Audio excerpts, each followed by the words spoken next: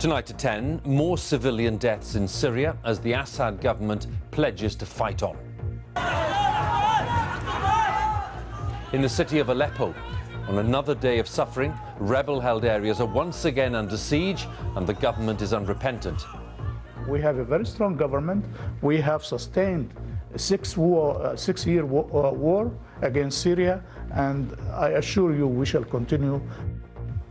In London, Syria's opposition groups set out a plan for political transition as the Saudis delivered this warning.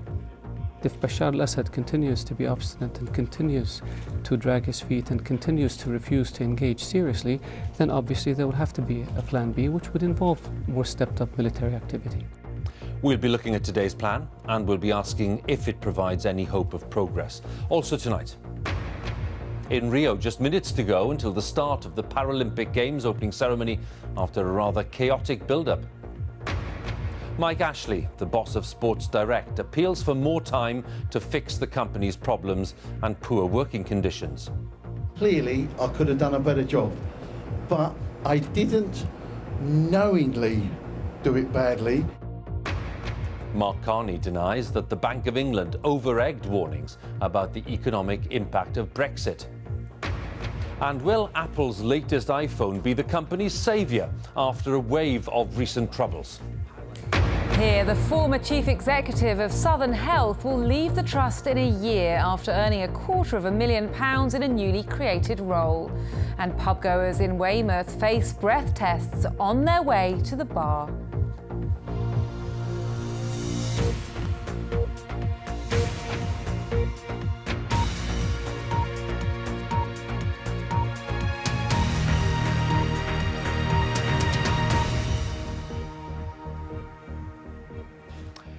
Good evening. Syria's opposition groups meeting in London have presented their most detailed plan to date to try to end the conflict which has devastated their country. Their proposals for a peaceful transfer of power would involve the departure of President Assad, a notion dismissed as crazy by the Syrian government. President Assad's forces have been accused of new attacks on civilians in the city of Aleppo, in the same area hit by a suspected chlorine gas attack yesterday. Well, this report from Syria by our Middle East editor, Jeremy Bowen, does contain some distressing images. Another air attack on East Aleppo, which is held by an assortment of rebels. Civil defence workers pulled out casualties, as they've done countless times before. The attack was close to the place where local reports say bombs containing poisonous chlorine gas were dropped on Tuesday. The Syrian government always denies using chemical weapons, despite many accusations. This side of the city is at the moment the government's biggest target. The Syrian army is trying to surround East Aleppo to seal it off, an attempt to impose a siege to starve out the anti-regime forces that control it. Casualties were taken to one of East Aleppo's makeshift hospitals. The fighting and attempts to impose a total siege mean they're short of medical supplies. The regime blames the bloodshed on foreign countries intervening to destroy Syria. It denies allegations it rigs elections here and says President Assad has no plans to leave office. We elected our president, we elected our parliament, we elected our local administration units, but these Western countries would recognize only what they want or the results they want. So we have a very strong government. We have sustained a six-year war against Syria, and I assure you we shall continue as long as the intervention takes place. In London, backed by Britain, the Saudis and others, a Syrian opposition coalition has produced the most detailed blueprint yet for a transition of power, insisting on President Assad and what it calls his clique leaving. They don't expect a yes anytime soon from Damascus. If Bashar al-Assad continues to be obstinate and continues to drag his feet and continues to refuse to engage seriously, then obviously there will have to be a plan B, which would involve more stepped-up military activity. This is the center of Damascus. This part of the capital could not look more different to the east side of Aleppo. There's huge war damage only a few miles away and across the country, but this is the regime showcase. Now, if the demand to step down had been delivered by a victorious army at the gates of his palace, President Assad would have had to have listened. But the way things stand now, he doesn't. The era of the Assads in Syria seems to be far from over. Hair-raising rescue journeys have been happening every day in this country for more than 5 years. These were civil defence workers in rebel-held East Aleppo, racing to save casualties in Tuesday's attack that local reports say contained chemical chlorine gas. One Syrian general I've spoken to said the war could get much longer, perhaps another 10 years. Jeremy Bowen, BBC News, Damascus. With me in the studio is our chief international correspondent, Lisa Doucette. Lisa, you've been monitoring these talks in London today. Are you detecting any signs of potential progress in any area? This is a very comprehensive plan that the opposition, along with its allies, have developed. It's essentially, Hugh, a security and a political blueprint intended to send a message to President allies, powerful allies, Russia and Iran, that if President Assad goes, that Syria will not collapse as the regime did in neighboring Iraq and Libya when their authoritarian leaders were removed. But this good plan has a very big problem, and that is, no matter how much the opposition, the Saudis, and now Boris Johnson call on President Assad to go, he is simply not going to step down.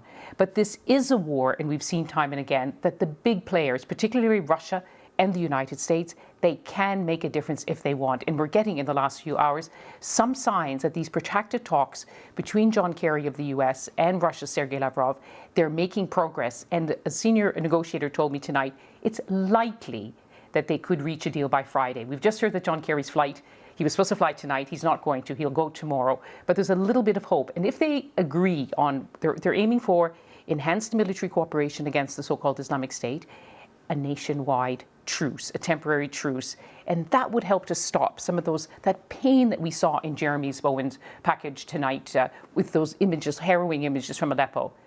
But it won't stop the war, and sadly, that is what Syria needs. That's what the world needs, and it's absolutely not in sight. Lisa, again, thanks very much. Lisa Doucette there for us. Well, now, in just a few minutes' time in Rio, the Paralympic Games will get underway with an opening ceremony at the Maracana Stadium. Organisers are hoping to erase the memory of a series of problems in recent months, including poor ticket sales, a funding crisis, and indeed criticism of the way that some athletes have been classified. So, with 12 days of competition ahead, we're going to join our correspondent Nicky Fox, who's in Rio tonight. Hugh, all eyes are now on the opening ceremony of the 15th Summer Paralympic Games.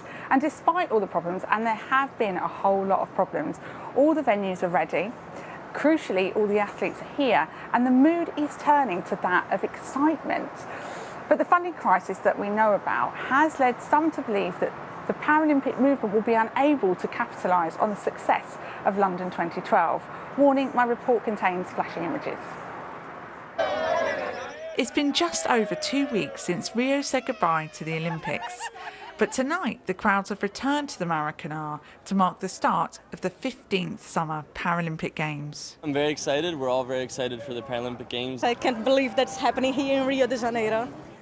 Throughout the years, the movement has grown, culminating in London 2012, undoubtedly the most successful Paralympic Games to date. With a record number of tickets sold and more people tuning in than ever before, the Paralympic movement was as strong as it's ever been. But it's been a bumpy road to Rio 2016. The entire Russian team have been banned. There's been controversy over athlete classification, a poor start to ticket sales, and worst of all, there was no money. There was a real sense, wasn't there, that it was well, dire, it was as bad as it could get. It couldn't get any worse. Were there any warning signs? Did the IPC have any warning signs that this is happening? What happened was the organising committee ran out of money, and therefore the consequence was pretty serious for the Olympics, but absolutely dire for the Paralympics. Every country is going to be here. Every country is going to be here. Right. There'll be no team not here because of lack of money. We've made sure of that. The Paralympic movement has come together, as of the people of the world, you know, and the people of Britain particularly, from what I know when I was back there, and really No one was going to let the Paralympics die here. Competition starts tomorrow, but as a result of the cuts, there will be fewer venues and reduced transport facilities, and there's no escaping the fact that this has angered some athletes. We should not be taking out our begging bowls. We understand that people are living in difficult times, but what we don't understand is why we have to be an afterthought every time. Why should these games be staged on a shoestring? But early concerns to do with ticket sales have diminished, and the mood here is optimistic. The hope is that the sport will soon overtake the problems. People might be looking negative, but I think everyone will be pleasantly surprised. And I think when people see the performances of British athletes, especially, going out and getting gold medals, I think it'll all be forgotten about. Over 4,000 athletes from more than 160 countries will join thousands of volunteers. The Games are about to begin, but perhaps here in Rio, the Paralympic movement has already passed its hardest test.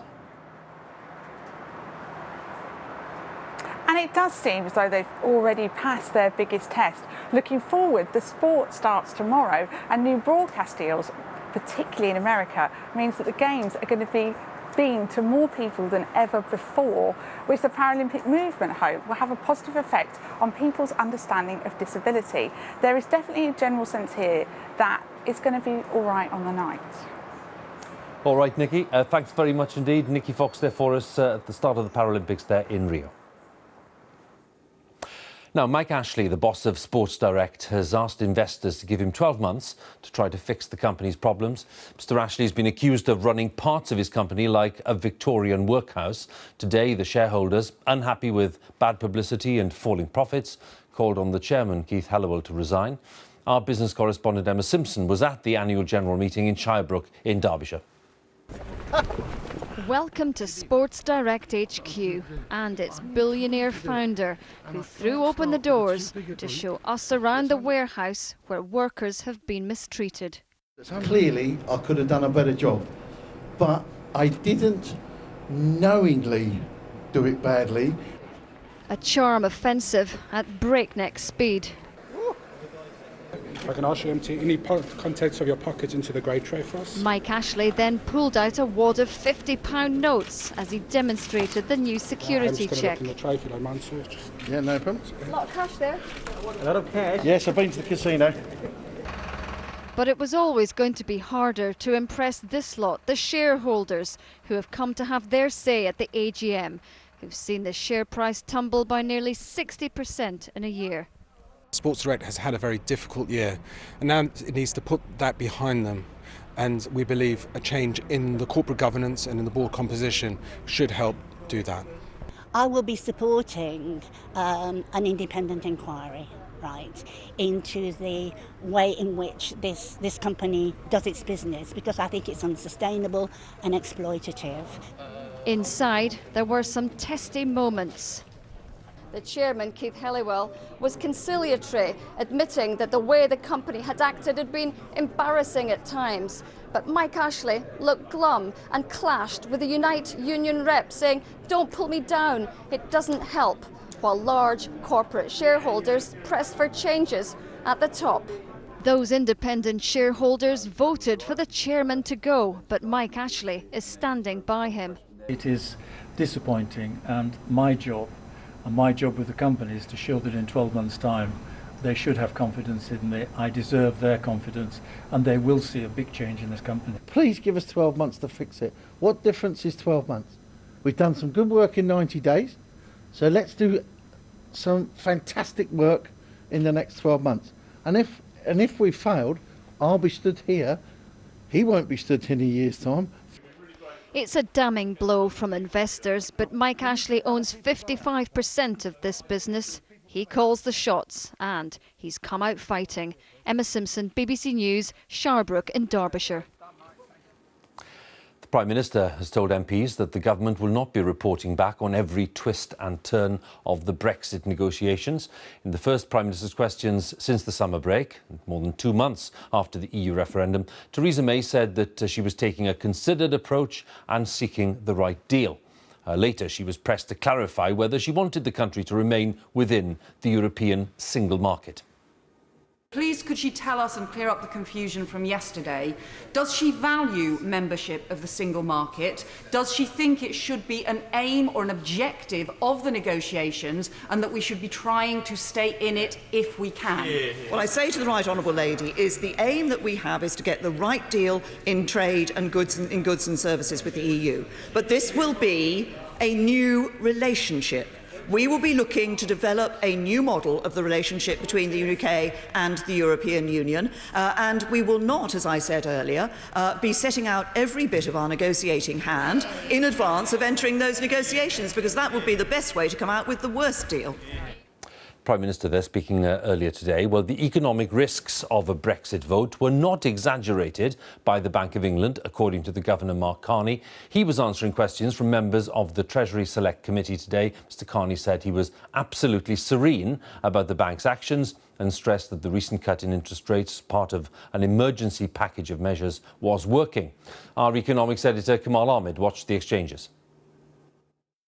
The message was clear. A slowdown, possibly a recession, if Britain voted to leave the European Union. Before the referendum in June, the governor was in warning mode. Of course, there's a range of possible scenarios around those directions, which could possibly include a technical recession, could possibly include that.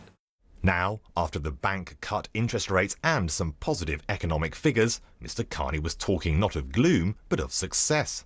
I'm quite comfortable with the analysis we did in advance, the preparation we did in advance, the effectiveness of the contingency measures, all of which put us in a position to help this economy adjust and to help make, if I can bring it back to the issue which is at the heart of the referendum, is to help make the leaving of the European Union a success as quickly as possible.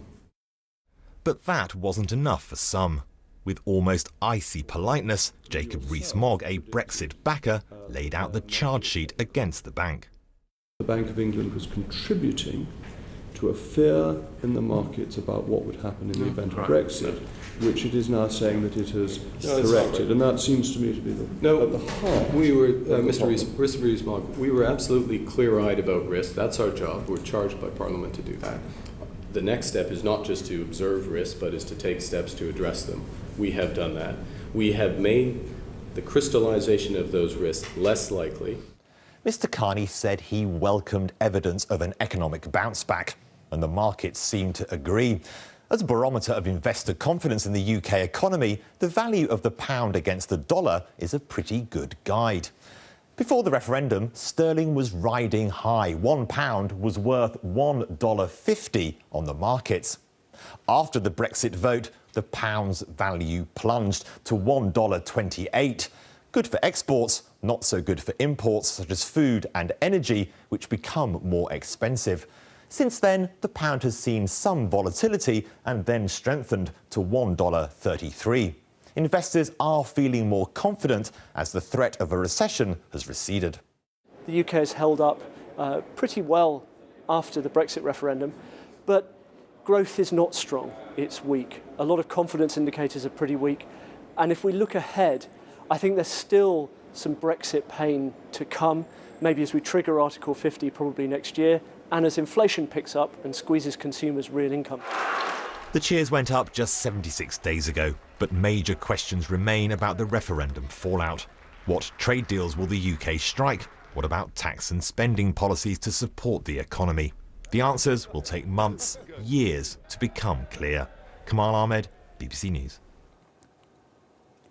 Now, in the race for the White House, most of the major opinion polls seem to have tightened once again, reducing the apparent lead enjoyed by Hillary Clinton over Donald Trump during the summer months. Mrs. Clinton has been persistently dogged by criticism of her use of a private email server while she was Secretary of State. Well, this week she's been campaigning in Florida, which is one of the key battleground states, which for the past 5 presidential elections has backed the winner. Our correspondent Nick Bryant joined her on the campaign trail in the coastal city of Tampa. Florida, the Sunshine State, where the road to the White House is lined with palm trees. Battlegrounds don't come much more beautiful, and this one is especially important because its multiracial demographics are representative of the country as a whole. That helps Hillary Clinton, Because to study the faces at her rallies is to look at a mosaic of modern-day America. Donald Trump supporters are mainly white. But her events lack the scale and passion of his rallies. Her speeches are detailed but dull. It's telling that her best applause lines come from attacking the billionaire, her trump card in the most literal sense of all. He stands there and mocks a reporter with a disability, and he calls women pigs, and he calls Mexican immigrants rapists and criminals, and he demeans Muslims. Donald Trump is totally unfit and unqualified to be our president. Beating the most unpopular Republican presidential nominee in the history of modern-day polling should have been something of an open goal. The problem, she's the most unpopular ever Democrat. Take this women's football team practicing on a field next to where her rally was held. Its players are split 50-50 between Clinton and Trump. Yes, finish it. Coach Denise Schulte-Brown has a theory about why they aren't more enthused by the prospect of a female president. They speak about things they've heard Trump say or have done, and they're quick to dismiss it. They still think he's honest and forthright, and yet everything that Hillary has been perceived of saying or doing, they really want to hit her hard for it. Unfortunately, we criticize women faster and easier, and we're much more accepting of men's mistakes. But it's with white males that her poll numbers are tanking. Local businessman James Olashey would rather dive into a shark pool than give Hillary Clinton his vote.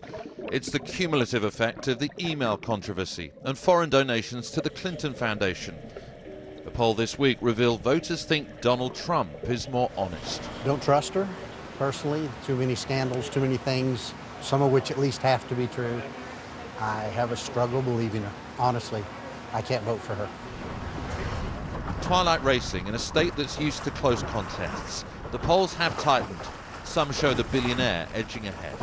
Donald Trump is gaining in the polls, not because he's becoming more popular, but because Hillary Clinton is so disliked. A poll released in the last couple of days suggested her image is at its lowest point in 25 years in public life. As we enter the home stretch, she remains the favourite, but both of these deeply unpopular candidates are limping towards the finish. Nick Bryant, BBC News, Florida. Now, the Prime Minister has tonight sought to reassure some Conservative MPs who oppose any plans to allow the creation of new grammar schools in England. Theresa May was addressing a meeting of Conservative MPs at Westminster. She indicated that grammar schools would not be forced on areas that didn't want them. Let's talk to our political correspondent, Ian Watson. Ian, what's the significance of these remarks from Mrs May? Well, I think the significance, Hugh, is this. It's the first time that Theresa May, as Prime Minister, has discussed her thoughts on grammar schools with her own MPs, and it comes just 24 hours after a document was leaked, a government document was leaked, which suggested that grammar schools could be expanded. This obviously concerned some of her own backbenchers, and tonight she told them that she would not be turning the clock back on grammar schools to the 1950s when children were split, aged 11 on the basis of academic ability, and that grammar schools wouldn't be imposed in areas which didn't want them. But also, Hugh, she achieved a feat which perhaps only a new Prime Minister can. As well as reassuring opponents of grammar schools, she reassured supporters of them as well, because what she was signalling was that in the system currently, there is a form of selection by house price, she called it, where people may pay more to live close to an outstanding school. So she was signalling to them that it was illogical that in areas which already have grammar schools, such as Kent, that there should be a ban, as currently exists, a ban on new schools in those areas. Also, those who support grammar schools felt she was signalling that she might take that approach and expand it to the rest of the country. So if there was genuinely a demand for local communities to have new grammar schools, then that was something that she would consider. And we expect to get the government's formal proposals on this within the next few days. Ian, thank you very much for the update there at Westminster. Ian Watson. Let's have a look at some other of the day's news stories now. Hundreds of thousands of passengers using trains in London, Sussex, Surrey and Hampshire have once again had their journeys disrupted by another strike affecting Southern Rail. Members of the RMT union have walked out for 48 hours in a long-running dispute about guards. The union said today that the dispute could last until Christmas. The first part of a multi-billion-pound deal that could see the US media giant Liberty Media acquiring Formula One is set to be signed and formally announced. The F1 boss, Bernie Ecclestone, says he will stay on in his role for 3 years. Liberty Media will buy a minority stake with the intention of eventually mounting a full takeover. And in rugby union, Warren Gatland has been confirmed as head coach of the British and Irish Lions for the second time. He'll be leading their tour of his home country, New Zealand, next summer, and his assistant, Rob Howley, is to take charge of Wales for the coming season. Now, the tech giant Apple has unveiled its new iPhone this evening in California with some new features. But the bigger question is whether this new version will satisfy the demands of shareholders who want to see the company continue to achieve rapid growth. Our technology correspondent, Rory Kettlin-Jones, has more details. It's the best iPhone that we have ever created. His company has been ordered to pay Ireland billions in back taxes. His investors are wondering if the boom years are over. But for Tim Cook, everything is awesome. It makes all the things you do every day so much better. Apple's boss knows that an iPhone launch is the biggest event of his company's year, vital to regaining momentum. The iPhone 7 is waterproof and boasts what's claimed to be the best camera in a phone, but it's most notable for what's missing.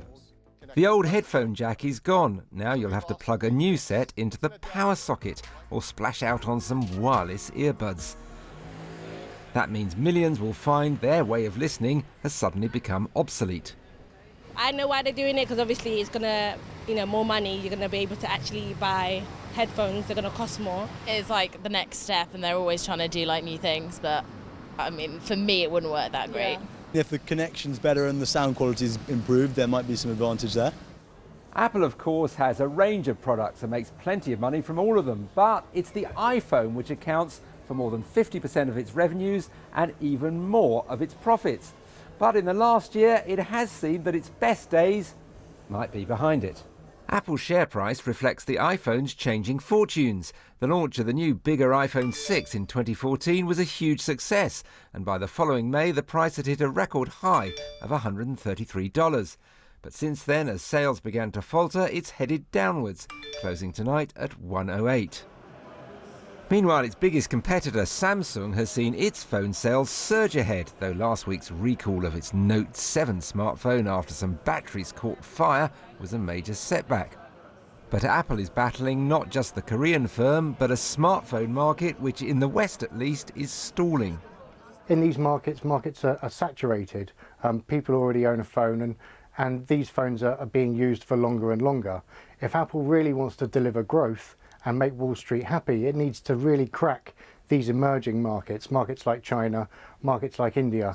Apple's marketing chief said this about removing the headphone socket. It really comes down to one word: courage.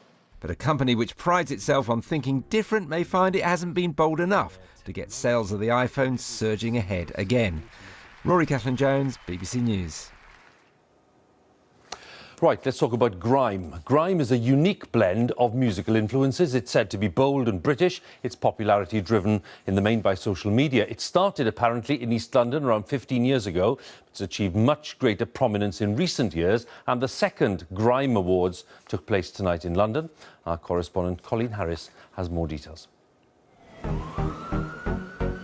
It's British, it's raw, it's from the streets. Good morning, ladies and gentlemen. Good morning.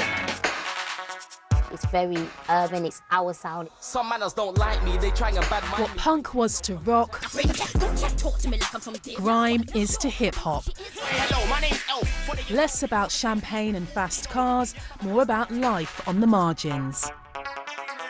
When it's shut down, that's not me and it's shut down.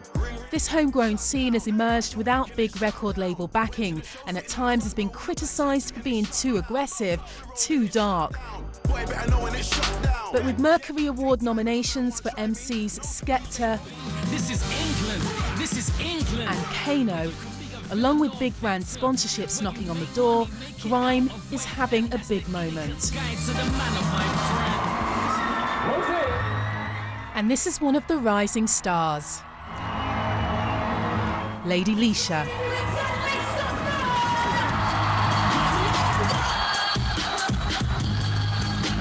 She's one of the few female MCs and from Birmingham. New artists in the scene now that have shook the scene up, and they've brought something very refreshing to the scene now, and it's kind of made people like, oh, Grime's popping again, Grime's new and refreshing. Bring out the Snapchat, Instagram crew, Twitter crew, Facebook crew. Let's go again. Social media is like one of the best things that could have happened to an artist or someone that wants to start writing, because it's easy. You pick up your phone and that's all your supporters in your phone, you know what I mean? How much has social media driven the movement of grime? I think grime has been really, really good at harnessing what digital media is and can be, and translating that not just only into followers but into ticket sales and album sales. Where are you now? 'Cause I can't see ya. Where are you now? For a genre built on the underground scene, its growth and appeal to new audiences has attracted commercial interest. The brands want to reach out to the people that these artists are reaching out to. Obviously, this is like a very youthful audience. Naturally, brands are going to love that and want to associate themselves with the music because they can get direct access to the consumer. 2 cigarettes and a bottle of water. So the bouncers get the bottle in. Man in the kitchen. This grimy sound now shaping up to secure its place in the future of British music. Colleen Harris, BBC News. OK, just time for a quick reminder that News Now's coming up on BBC Two. Here's Emily. Tonight, if Saudi Arabia is using British weapons to bomb Yemen, should we be selling them arms? Newsnight learns of turmoil at the heart of the British establishment as senior MPs try to water down the report that says no. Join me now on BBC Two, 11 p.m. in Scotland. That's Newsnight with Emily here on BBC One. It's time for the news where you are. Have a good night.